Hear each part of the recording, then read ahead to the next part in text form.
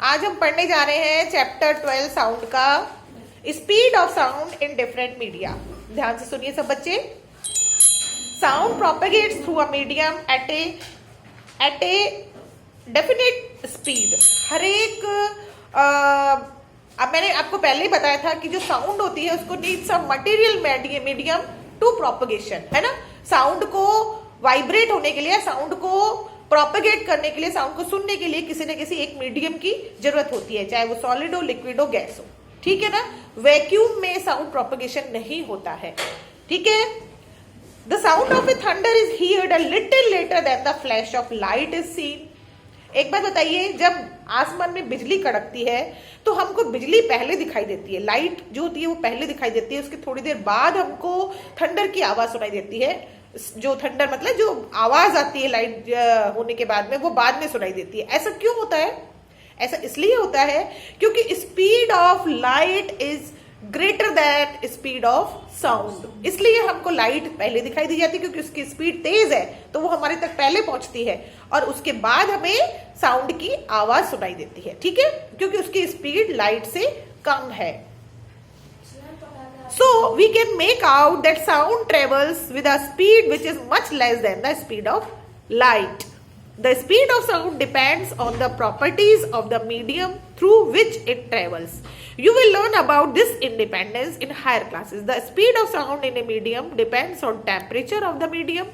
The speed of sound decreases when we go from solid to gaseous state.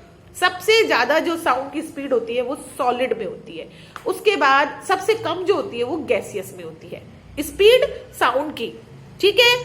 When we go from solid to gaseous state in any medium, as we increase the temperature, the speed of sound increases. किसी भी medium का अगर हम temperature increase कर देते हैं, है ना, तो उसकी स्पीड बढ़ जाती है। For example, the speed of sound in air 331 meter per second at 0 degree Celsius and 344 meter per second at 22 degree Celsius। तो आपने देखा कि 0 डिग्री सेल्सियस पर तो उसकी स्पीड है 331 मीटर पर सेकेंड, और जब उसका हमने टेम्परेचर 22 डिग्री सेल्सियस इंक्रीज कर दिया है 0 से, तो इसकी स्पीड हो गई है 344 मीटर पर सेकेंड, ठीक है। The speed of sound at a particular temperature in various media are listed in table 12.1. You need not memorize the values. ये सिर्फ एक आपको इनकी स्पीड की याद करने की जरूरत नहीं है, आपको सिर्फ एक आपके आइडिया के लिए दे रखी है कि आपको ये स्पीड होती है। देखिए इसमें दिखा रखा है कि सॉलिड में जैसे एल्यूमिनियम है उसमें 6420 मीटर पर सेकेंड है, निकिल में अलग है, स्टील में अलग है, आयरन में अलग है, ब्रास में अलग है। अब देखिए अब लिक्विड्स में थोड़ी कम हो गई है, ऊपर वाले से, ऊपर वाली जो स्पीड है उससे लिक्विड में कम है। लिक्विड में 1531 मीटर पर सेकंड है और गैसियस में और भी कम हो गई है। तो सल्फर डाइऑक्साइड गैस में सबसे कम स्पीड दिखा रखी है, इसमें 213 मीटर पर सेकंड। तो जैसे जैसे हम इस टेबल में देख रहे हैं कि सॉलिड से हम लिक्विड की तरफ आते हैं तो स्पीड कम होती जाती है, लिक्विड से जब हम गैसेस की तरफ आते हैं तो स्पीड और भी कम हो जाती है, ठीक है ना। तो इस तरह से सॉलिड से लिक्विड की तरफ स्पीड घटती जाती है। तो हमारा यही टॉपिक था कि speed of sound in different media. तो डिफरेंट मीडिया अगर हम लेते हैं, सॉलिड लेते हैं, लिक्विड लेते हैं, गैस लेते हैं, तो सॉलिड में स्पीड ऑफ साउंड सबसे तेज होती है, उससे कम फिर लिक्विड में होती है और सबसे कम किस में होती है? गैसियस में होती है। क्लियर ये बात बिल्कुल। लेकिन स्पीड जो साउंड की है वो वैक्यूम में होती है, लेकिन हमें सुनाई नहीं देगी वो बिल्कुल भी, क्योंकि उसमें प्रोपेगेशन वैक्यूम में नहीं हो सकता। Sound needs a material medium for its propagation. ये बात मैं बार बार आपको समझाने की कोशिश कर रही हूं।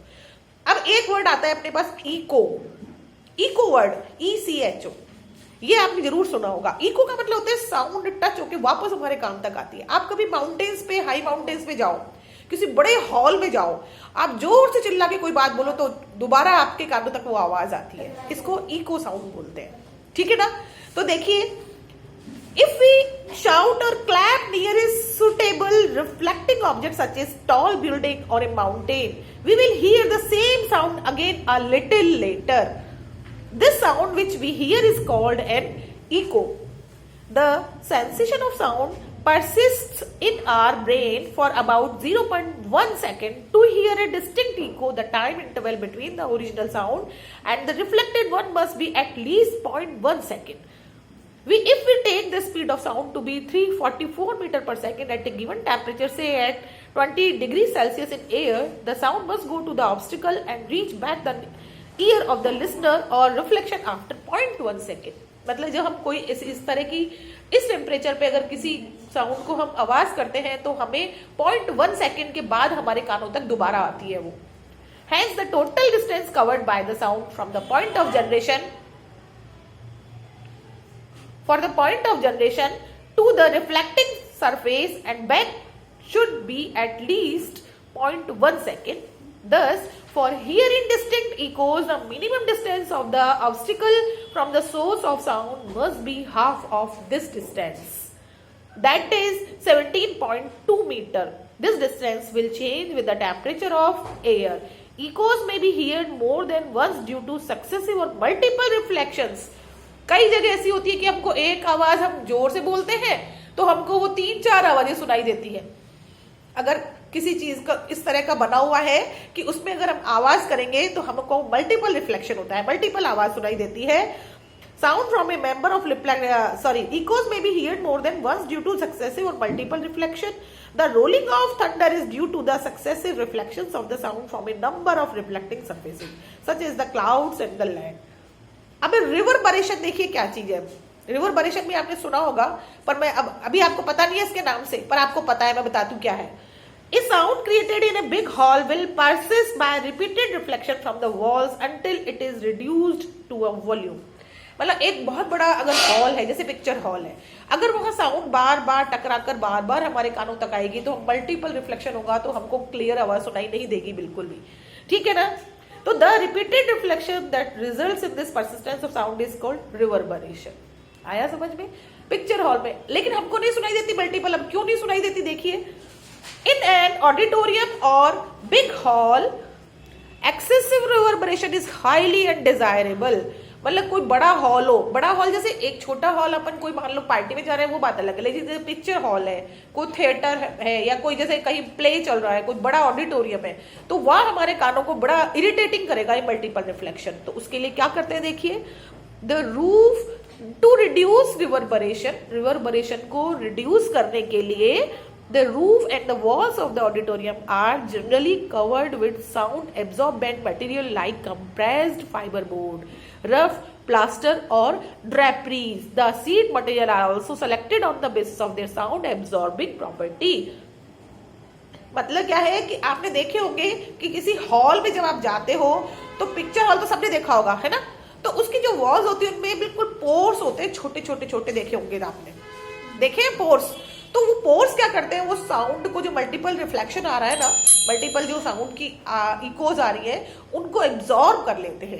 एब्जॉर्ब करने के बाद वो हमारे कानों तक वापस नहीं आती है, जिससे कि हमको क्लियर आवाज सुनाई देती है. आया समझ में. तो रिवर्बरेशन को कम करने के लिए इस तरह की कुछ वो बनाई जाती है, शीट बनाई जाती है, कहीं प्लास्टिक की, कहीं लकड़ी की, कहीं वो पोर्स बनाए जाते हैं. तो वो रिवर्बरेशन को कम करने के लिए बनाए जाते हैं. समझ में आ गया आप लोगों को. ठीक है. अब हमारे पास आता है question uses of multiple reflection of sound. अब मल्टीपल रिफ्लेक्शन के भी कुछ यूजेस है. देखिए क्या क्या यूजेस है. मेगाफोन्स और loud speakers, horns, musical instruments such as trumpets and shehnais are all designed to send sound in a particular direction without spreading it in all direction. मतलब शहनाई होता है या जैसे कोई माइक में बोलता है, वो हमको सिर्फ सामने की तरफ सुनाई देता है, एक ही डायरेक्शन में सुनाई देता है ना, इधर उधर ज्यादा सुनाई नहीं देता है.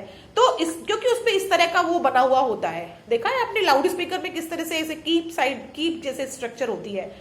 तो in these instruments a tube followed by conical opening reflects sound successfully to guide most of the sound waves from the source in the forward direction towards the audience. तो इससे क्या होता है, उनकी जो शेप होती है वो ट्यूब लाइक होती है.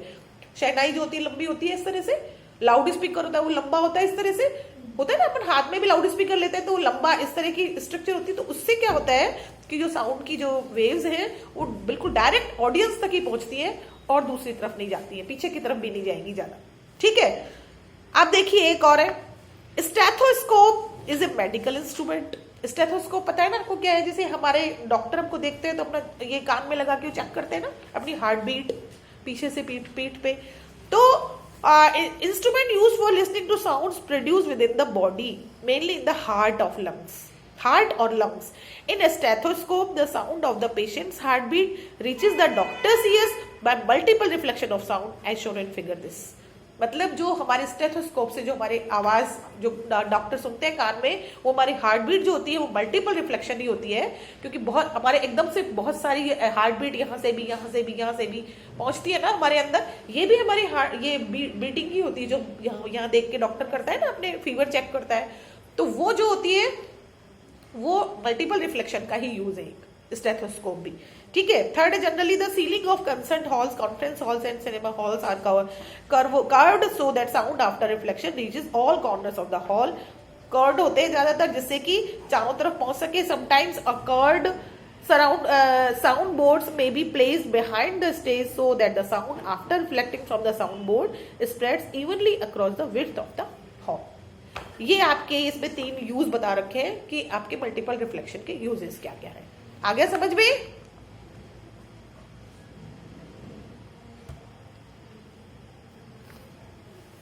ठीक है. अब है रेंज ऑफ हियरिंग. ये बड़ा इंपॉर्टेंट है कि अपनी जो हियरिंग रेंज है वो कितनी है. कोई बता सकते हैं हियरिंग रेंज कितनी है अपनी?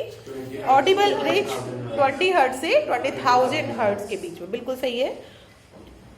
Children under the age of 5 and some animals such as dogs can hear up to 25 kilohertz. As people grow older, their ear become less sensitive to higher frequencies. Sounds of frequencies below 20 hertz are called infrasonic sound. Or infrasound, if we could hear infrasound, we would hear the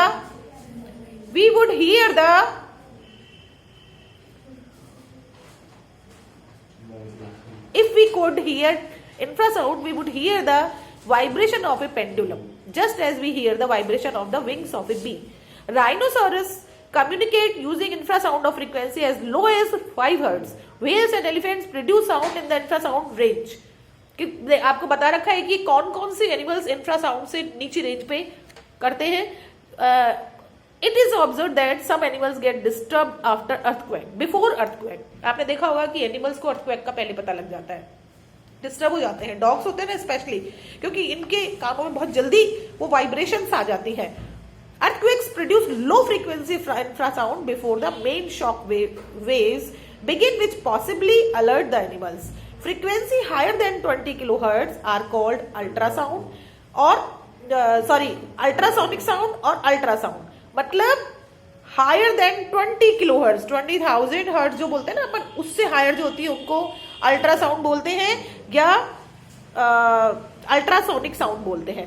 ठीक है. Ultrasound is produced by animals such as dolphins, bats and porpoises.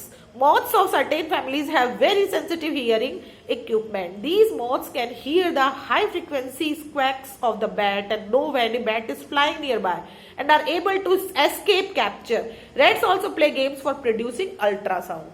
देखा आपने ultrasound produce करके क्या होता है. अब ultrasound का एक यूज और है, आप बता सकते हो, बहुत कॉमन है जो, और तो बाकी बताऊंगी मैं आपको, बहुत कॉमन है अल्ट्रासाउंड. आपने कभी सोनोग्राफी का नाम सुना है? सोनोग्राफी होती है कहीं की भी, पेट की होती है, यहाँ की होती है, हाथ की होती है, पैरों की, सब जगह की सोनोग्राफी होती है, वो भी अल्ट्रासाउंड होती है, उसको भी अल्ट्रासाउंड बोला जाता है. इसमें मतलब क्या है, 20 किलो हर्ट्ज से ऊपर वाली आवाज सुनाई देती है. अब देखिए इसमें आ रहा है एप्लीकेशंस ऑफ अल्ट्रासाउंड. कितना चैप्टर बचा है अपना ये ना एप्लीकेशंस ऑफ अल्ट्रासाउंड मैं आपको कल पढ़ाऊंगी, आज इतना ही पढ़ाऊंगी. ठीक है. ओके.